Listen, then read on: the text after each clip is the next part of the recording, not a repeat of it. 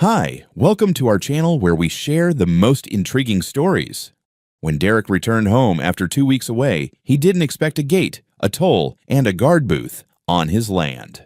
What started as a driveway dispute with a smug HOA turned into a full-blown war for justice, power, and ownership. They built a gate. He brought a bulldozer.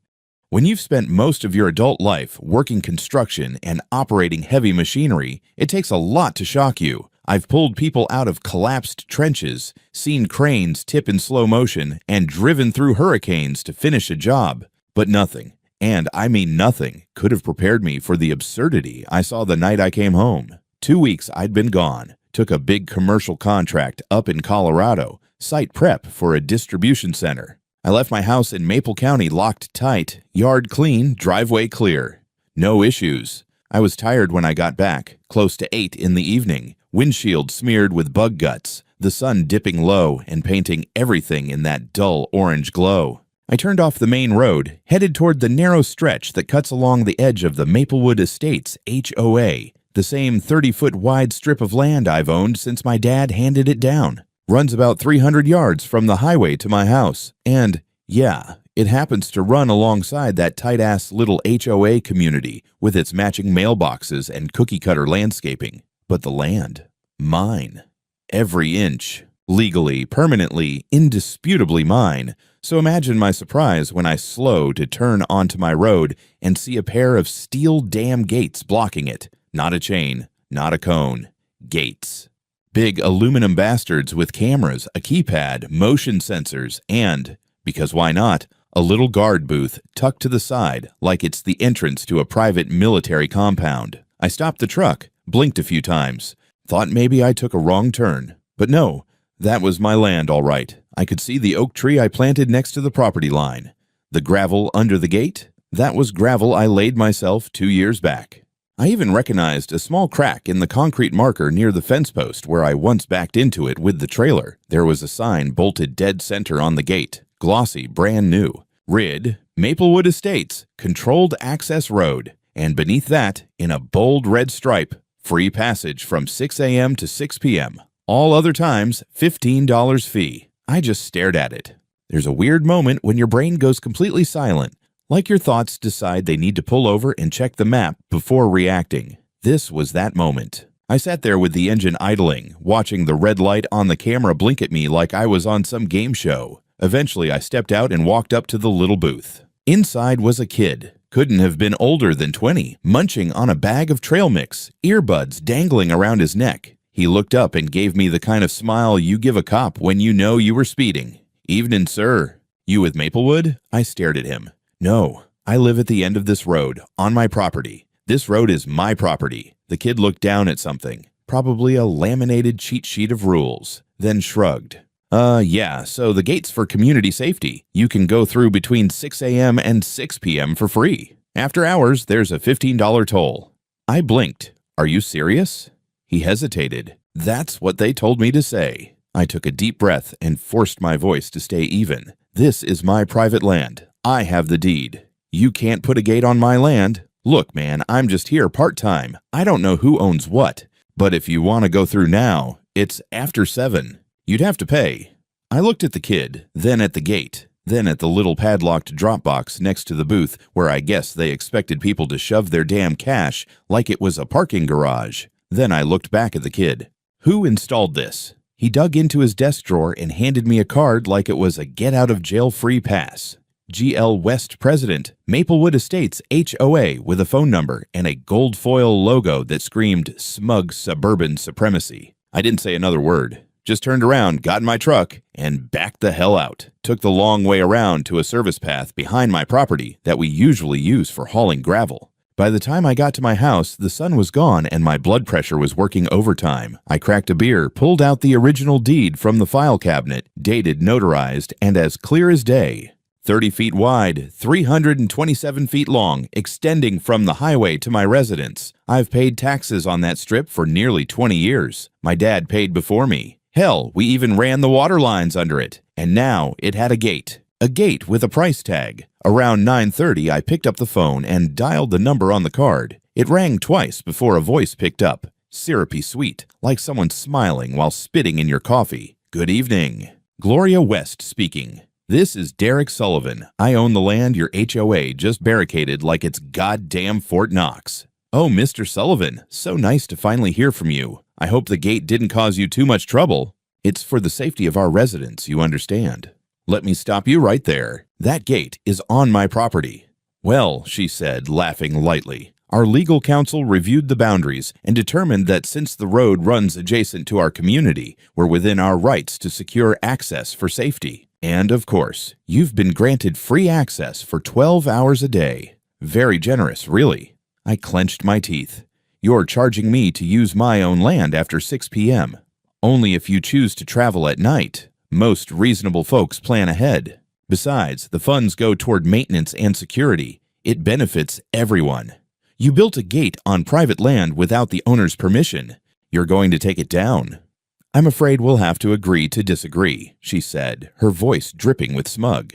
But if you feel strongly, you're more than welcome to pursue legal action. In the meantime, I suggest keeping trips within the free window.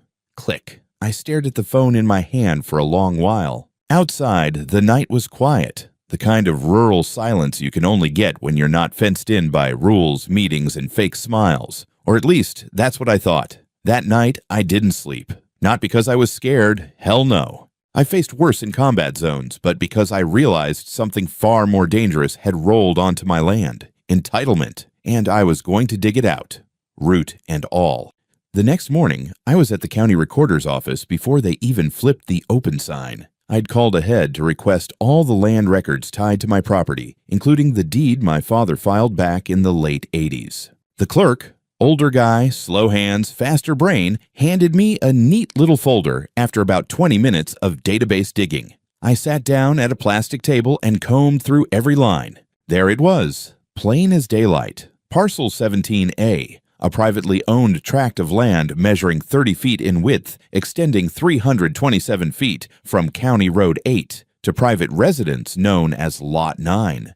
Stamped, certified, notarized. I asked the clerk to run a quick GIS overlay just to make sure. He pulled it up on his monitor. There was the parcel shaded in yellow. The gate, sitting squarely on it, on my land, without a single inch bleeding into Maplewood HOA territory. I made copies of everything, color printed the satellite image, highlighted the parcel lines, took digital photos, uploaded them to the cloud. I even got a goddamn USB drive with all the files because I wasn't going to lose this to some legal technicality. By noon, I was walking into the office of Tom Richards, my attorney. A bit rough around the edges, mid-50s, mustache like a sheriff from a Coen Brothers movie, and a handshake like he still did push-ups every morning. Tom had been with me through a zoning dispute with the county a few years back and helped a buddy of mine sue a contractor who poured a concrete foundation 6 degrees off level. Guy knew dirt law like a priest knew scripture. I dropped the folder on his desk. He skimmed through it, flipping pages slowly, then faster. His eyes stopped at the GIS overlay. He raised an eyebrow.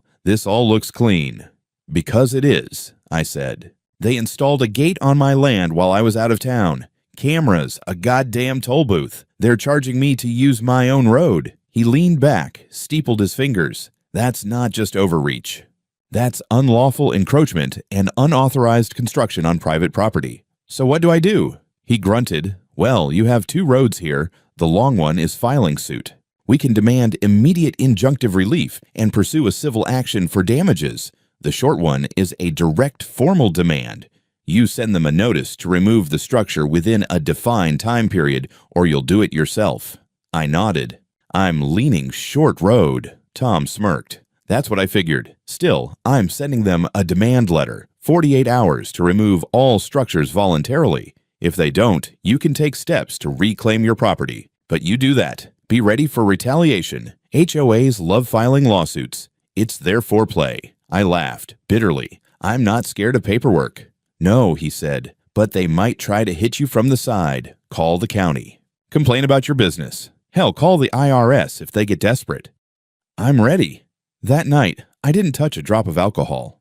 I stayed sober, alert, parked my truck by the edge of the property and set up a trail cam aimed at the gate, infrared and motion triggered. I wanted eyes on everything. If someone so much as dropped a candy wrapper, I'd have it on film. Next morning, Tom sent the demand letter, certified mail, email, and a copy taped right to the little guard booth. It was short and punchy. Remove all unauthorized structures from Parcel 17A within 48 hours or face direct action and civil liability. The kid in the booth read it, then texted someone.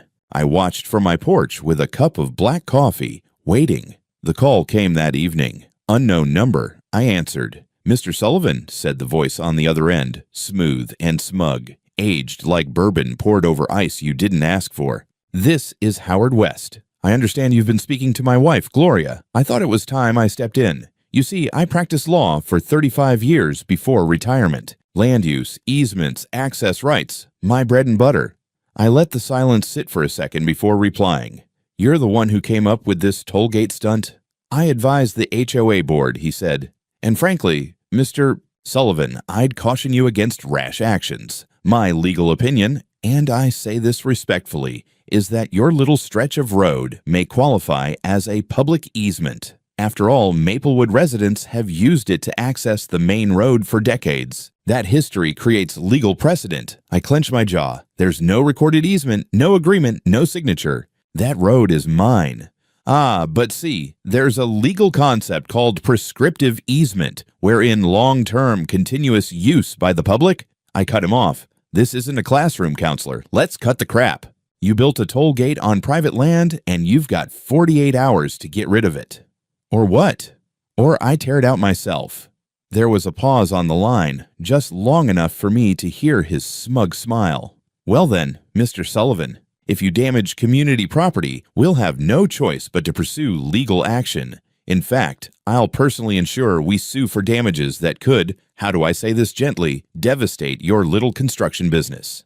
You understand?" I didn't answer right away. I just smiled into the receiver and said, 48 hours, Mr. West. Then I reclaim what's mine." He chuckled. "You'll regret this."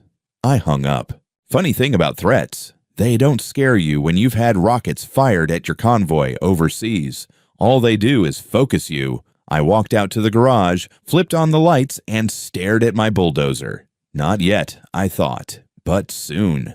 I showed up at 12:05 sharp, just like I promised. Not 5 minutes past noon, not 15 minutes fashionably late. 12:05, bulldozer rumbling, exhaust chugging behind me like an angry dragon. The whole machine vibrated with purpose. I'd fueled it the night before, greased the tracks, checked the hydraulics. It was ready, and so was I.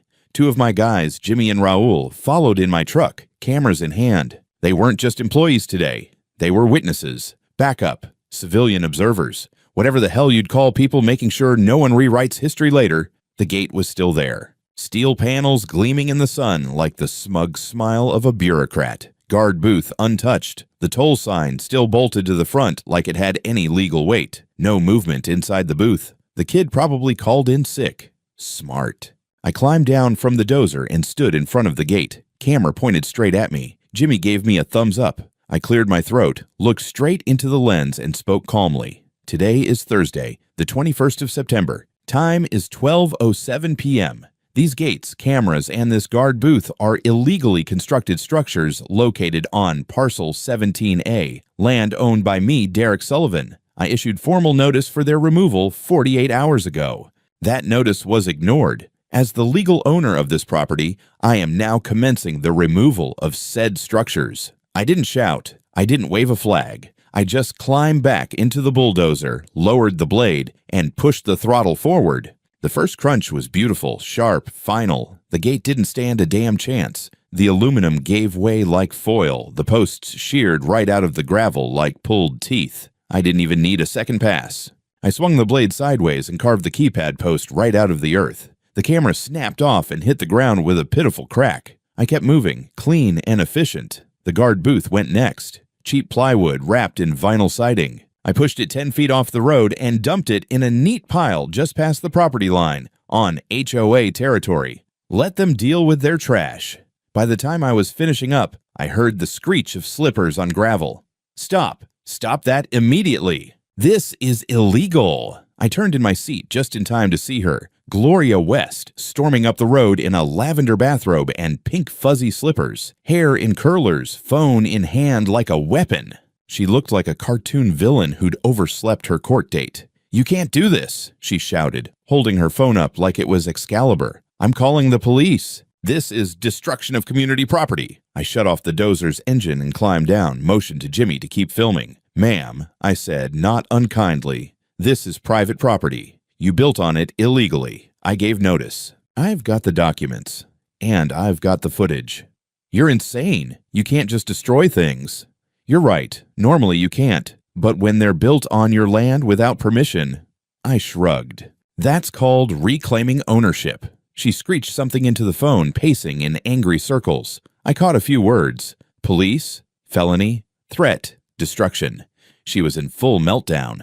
15 minutes later, 2 sheriff's deputies pulled up. One older guy I recognized from a contractor licensing inspection a few years back. The other younger, fresh-faced, maybe 6 months out of academy. They stepped out calm, hands off weapons, just doing their job. Gloria ran to them like she was reenacting a soap opera, gesturing wildly at the wreckage and the still-rolling camera. "Arrest him! He tore it down with a bulldozer. I want him in cuffs. He threatened me." The older deputy, name tag said Harlan, nodded patiently and then turned to me. "Mr. Sullivan, you got proof this is your property?" I handed over the manila envelope I brought. Deed. GIS maps. Letter from Tom, time-stamped photos. Certified mail receipts. Everything lined up like a soldier's kit inspection. Harlan flipped through the papers for about 2 minutes. His partner watched silently, eyes bouncing between Gloria, me, and the dozer. "Well," Harlan said at last, "as far as I can tell, the structures were on your land. You gave notice. You documented it. This looks like a civil issue to me." Gloria's jaw dropped. "He destroyed HOA infrastructure." "On his property," Harlan replied. "You'll have to take it up in civil court." "But she waved at the wreckage, sputtering. "You're just going to let him walk away?" Harlan shrugged. "It's not a criminal matter, ma'am." I tipped my cap. "Appreciate your time, officers." As I climbed back into the dozer, Gloria screamed something about lawsuits, destruction of property, revenge, God's wrath, possibly locusts. I didn't stick around. I'd said my piece, done what I came to do. By the time I reached the driveway to my house, the cameras were off, the dust was settling, and the bulldozer was cooling down. No one owns your land but you. Sometimes you just have to remind people, with steel. 3 days later, I was up on a roof, supervising a shingle job, when Raul called me from the office line. "Boss," he said, voice low and unsure, "there's a guy here with a manila envelope." "Process server, he just dropped it off." I didn't even have to ask. I already knew. That night, I sat at my kitchen table, flipping through 73 pages of pure HOA-grade insanity. Maplewood Estates was officially suing me for damages related to the willful destruction of community security infrastructure. They wanted $85,000. According to them, that included custom gates, surveillance equipment, a guard booth, labor costs, and, I shit you not, anticipated revenue loss from toll enforcement. And the cherry on top? They filed a petition with the county court to declare my driveway, my legally owned private stretch, a public easement, claimed it had long-standing functional status as a community thoroughfare. They were trying to take my land. Not just fine me, not just punish me, own it, bury me in process and paperwork until I either caved or choked. I brought everything to Tom the next morning. He didn't flinch. He just read through it in silence, lips twitching now and then like he was fighting the urge to laugh. "Well, they brought out the big guns," he muttered, flipping to the page with the financial estimates. 85 grand? For what? Aluminum and a GoPro on a stick. "They also want to declare my land public," I said. Tom looked up. "Yeah, I saw that. That's serious. If they convince the court it's a prescriptive easement, you lose sole access. Anyone can use it. Forever. That gate would have just been the beginning. Can they win?" "Unlikely," he said. Prescriptive easements require decades of open and hostile use, usually without the landowner's permission. But it's tricky. They'll dig up anything. Old photos, claims, even rumors. And it'll slow you down, cost you money. I leaned back. "They want to bankrupt me." Tom nodded. "It's classic legal siege warfare. Delay, confuse, bleed you out."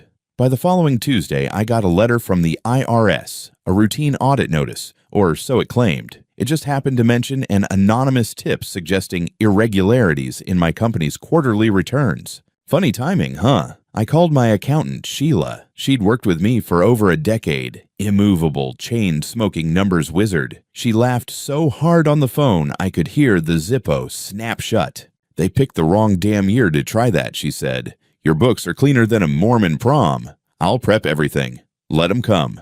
But it wasn't just numbers now. This was psychological warfare. Pressure on every front. HOA lawsuit. Property petition, IRS audit. I had suppliers calling, asking if I was in trouble. Clients subtly delaying payments. Even one subcontractor backed out of a future job, mumbling something about not wanting to get involved in a legal mess. They weren't just trying to win in court. They wanted to isolate me, discredit me, make me radioactive in my own damn community. I started noticing HOA people driving by my property real slow, cell phones up, cameras pointed. One even came up and asked if I had a permit for some of the construction equipment parked out front. I smiled, took his photo, and told him if he stepped a foot past my property line, I'd file a harassment complaint so hard his grandkids would feel it. He left. The pressure was real, but it wasn't fear I felt. It was clarity. These people weren't just entitled, they were strategic, organized, and arrogant enough to think they could outmaneuver someone who spent years managing logistics under mortar fire. They wanted war? Fine.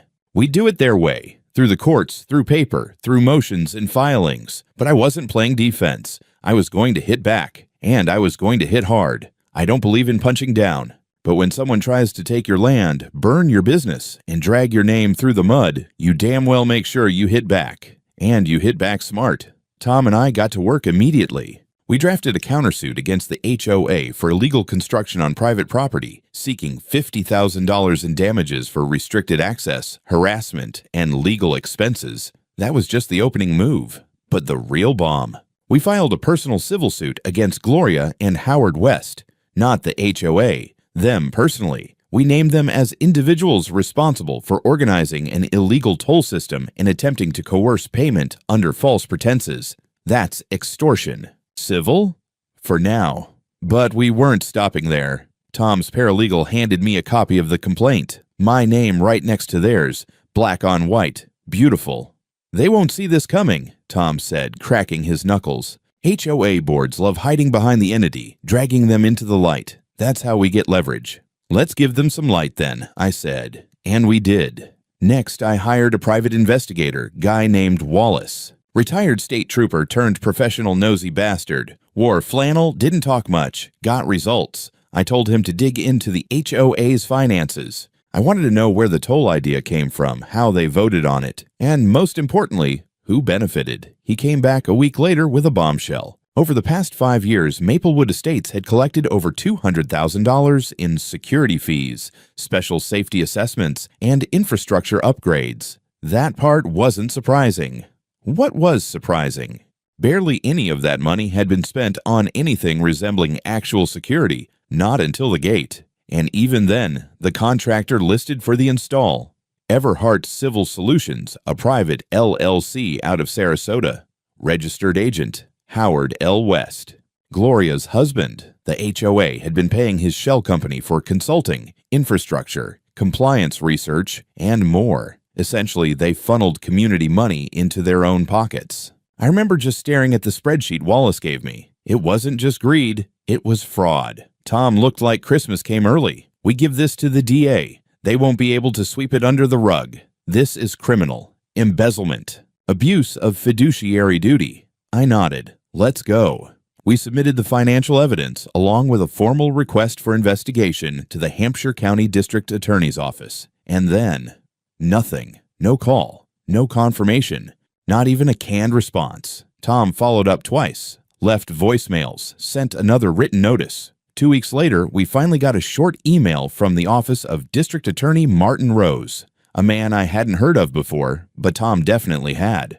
The email said, and I quote, "At this time, we do not find sufficient cause to pursue a criminal investigation. The matter appears to be civil in nature." Tom stared at the screen like it had insulted his mother. "That's complete bullshit. This isn't a contract dispute. This is $200,000 in misused funds, routed through a fake company." "Who the hell is this Rose guy?" I asked. Tom leaned back. "Martin Rose, elected DA, former civil litigator. made his name prosecuting small-town corruption cases. And what? And he and Howard West worked at the same law firm 20 years ago. There it was. The goddamn missing puzzle piece. Old boys club. Retired lawyers watching each other's backs. One makes the mess, the other makes sure it doesn't go public. Gloria wasn't just some HOA tyrant. She had institutional cover. That night, I sat on my porch with a beer, watching the wind move through the trees, trying to swallow down the realization that this fight might not be fair. But screw fair. Fair went out the window when they tried to steal my land and ruin my business. If the DA wanted to play politics, fine. We'd go around him. So we reached out to the state attorney general's office, sent everything, the deeds, the gate photos, the fake invoices, the West Company records, and we made sure it wasn't quiet. Tom called a friend at Channel 7, small local news team, but hungry, gave them the whole story. By the weekend, the headline read, "Private landowner bulldozes HOA toll gate." But was it legal? A day later, where did $200,000 in HOA fees go? Local attorney faces questions. The first real cracks had formed. It wasn't just my fight anymore. The week after the story hit the air, everything changed. What started as a neighborly dispute turned full-blown public scandal. Channel 7's report ran twice on the evening news and got picked up by a regional affiliate. They showed aerial shots of the bulldozed gate, interviewed a couple of Maplewood residents, and even used a freeze frame of me standing next to the dozer like I was some kind of land rights folk hero. Tom joked I should start charging for autographs. I wasn't laughing. I got 2 more anonymous letters stuffed in my mailbox, one calling me a hero, the other calling me a terrorist in flannel. Typical. But what mattered was what happened in court. The county judge didn't dismiss my countersuit. He scheduled a hearing. That was big. That meant our evidence, the deed, the timeline, the videos, the financial records, had legal teeth. The West tried to file a motion to dismiss based on malicious intent and harassment, but the judge shot it down in less than 24 hours. Tom was giddy. They thought they could lawyer this thing into oblivion, he said. But now they're stuck. Discovery opens in 2 weeks. We're going to drag every bank statement, email, and meeting minute into the sunlight. Meanwhile, the HOA doubled down. Their lawyers, some slick-suited bastard from a boutique firm in Charleston, filed a motion to seal the financial records, claiming they contained sensitive resident data. Pure misdirection. The judge denied it. The noose was tightening. But the most unexpected thing, people started coming forward. It started with a call from a woman named Carol Dean, longtime Maplewood resident. Soft-spoken, nervous. She asked if I could meet her, off the record, at the diner on Old Farm Road. When I showed up, she handed me a crumpled stack of emails she'd printed, internal HOA board messages. Gloria had forwarded a quote for the gate installation to Howard before it was even discussed at a meeting. Another email showed Howard coaching the board on how to justify special assessments with vague safety language. Carol looked terrified. "I voted for Gloria twice," she said, "but this isn't what I signed up for. They're hiding things." I passed it all to Tom. That broke the seal. 2 more residents followed. An elderly couple who said they never saw actual budgets, and a local handyman who claimed he was asked to fake an estimate for fencing that was never built. The scandal was spreading like wildfire. HOA meetings started drawing record attendance. Someone leaked minutes where Gloria called me a ticking time bomb with a god complex. I printed that one out and framed it. Then finally came the call we were waiting for. The state attorney general's office was opening an investigation. Apparently, the media coverage, plus a few nudges from a state senator with property near Maplewood, pushed the issue high enough up the food chain.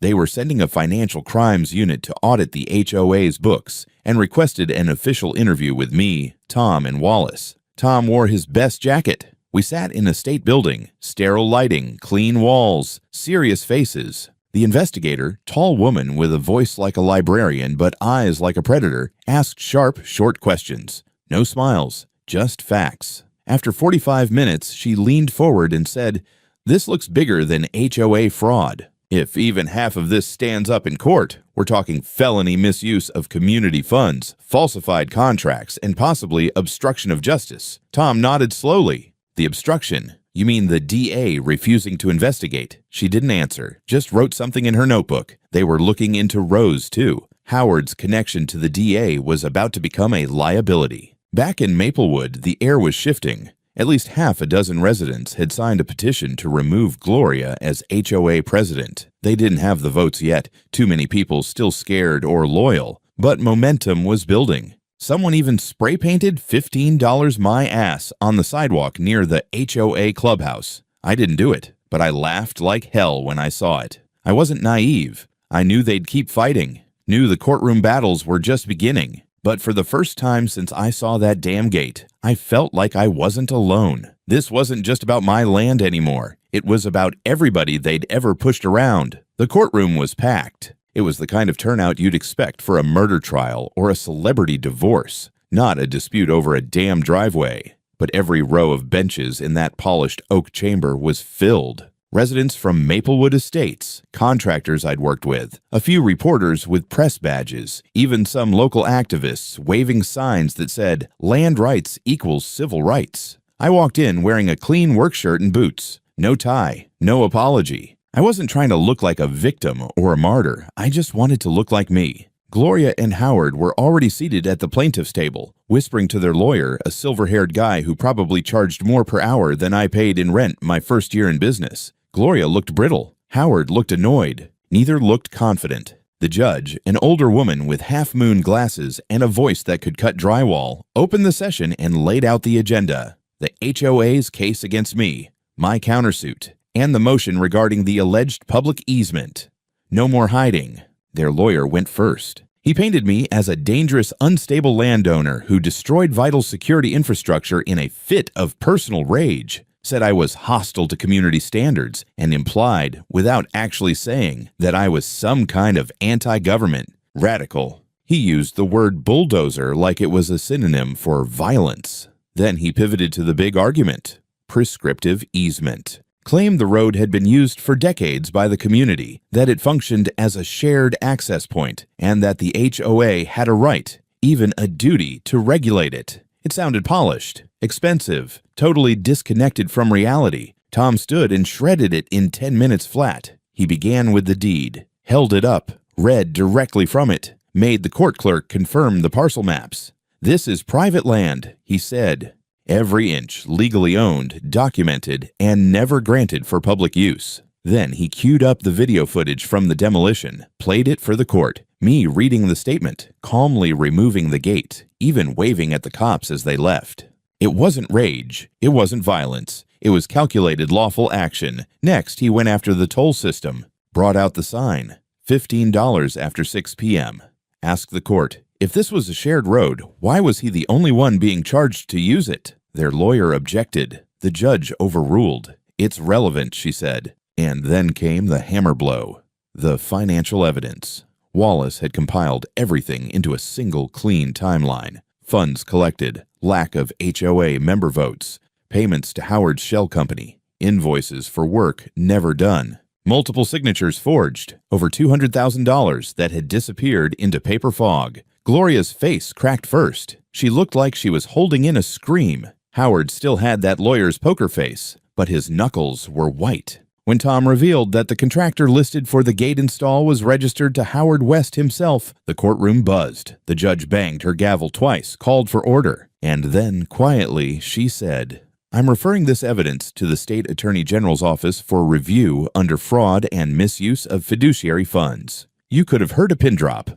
But we weren't done. Tom called Carol Dean to the stand. She was nervous, but she testified clearly, said she'd been misled, that the HOA board never disclosed the real spending, that she'd been pressured to keep quiet. The opposing counsel tried to rattle her. Failed. Then they called no one in response. No rebuttal witnesses, no paper trail to prove community access, no proof that anyone but me had any legal claim to the road. By the third day, it was over. The judge didn't issue a ruling on the spot. Said she'd take everything under advisement, issue written orders the following week. Standard procedure, but you could feel it in the air. They'd lost. That night, Channel 7 ran a new headline. HOA trial uncovers potential fraud scheme. State launches criminal inquiry. Reporters swarmed the courthouse steps. Gloria pushed past them. Howard said nothing. I gave one short statement. Property rights matter. That gate wasn't just metal, it was a message. And I sent one back. the state attorney general's office confirmed a formal criminal investigation. Howard's bar license was placed under emergency review. Gloria's name was removed from the HOA website less than 24 hours later. And someone, I'll never know who, spray-painted a bulldozer on the wall outside the Maplewood clubhouse. No words, just the machine. I guess it said enough. The ruling came in on a Monday morning. I was pouring my second cup of coffee when Tom called. No small talk. We won. I didn't say anything for a second, just stared at the steam rising from my mug. All of it, I asked. All of it, he confirmed. Judge ruled the gate was illegally constructed on private property, dismissed the HOA's claims in full. Your countersuit is upheld. They owe you $35,000 for damages and legal fees. And the rest. Criminal case is out of our hands now, but the AG's office just dropped the hammer. Formal charges filed this morning. Fraud, embezzlement, abuse of fiduciary duty, multiple felonies. I exhaled. Didn't smile, didn't cheer. It was just over. Well, almost. The fallout came fast. By the end of that week, Gloria West was officially removed as HOA president by an emergency vote. The board issued a public apology, carefully worded, lawyer-approved, but real. The new acting president, a local real estate agent named Madison Clark, called me personally. She said, "Mr. Sullivan, I don't know what kind of hell they put you through, but I want to be clear. It's not who we are, and it won't happen again." I respected that. 2 weeks later, Goward West was arrested, booked, and released on bail. He walked out of the courthouse in a suit 2 sizes too big, looking like someone had drained all the air out of him. His law license revoked. Emergency suspension became permanent. They sold their house within a month. Rumor was they moved to Arizona, maybe Mexico. I didn't care. Let them go. Let the desert have them. The IRS dropped their audit of me once Sheila politely walked them through every decimal of our books. One agent actually apologized before leaving my office. I told him not to worry. We'd all been lied to. Business picked up fast after that. Calls started rolling in from people who used to avoid me. Former clients, new ones. A few Maplewood folks, too. Now that the HOA had new leadership, they felt free to speak again. One even asked if I'd consider bidding on a community pavilion project. I didn't say yes, but I didn't say no either. Spring came. Warmth rolled over the hills again, and I finally had time to fix the road. Laid fresh gravel, repainted the mailbox, cleaned up the ditch line, and then I put up a new sign at the entrance. A clean, polished wooden board. No toll rates, no cameras. It said, "Private property, entry by owner invitation only. No gates, no tolls, no bullshit." People slowed down when they saw it. Some smiled, some shook their heads. I'd catch them looking at the bulldozer in my side lot, still parked under a tarp. I kept it. Not for revenge. For the reminder. Because sometimes justice doesn't knock politely. Sometimes it has a diesel engine and steel teeth. And sometimes, to protect what's yours, you've got to make a little noise.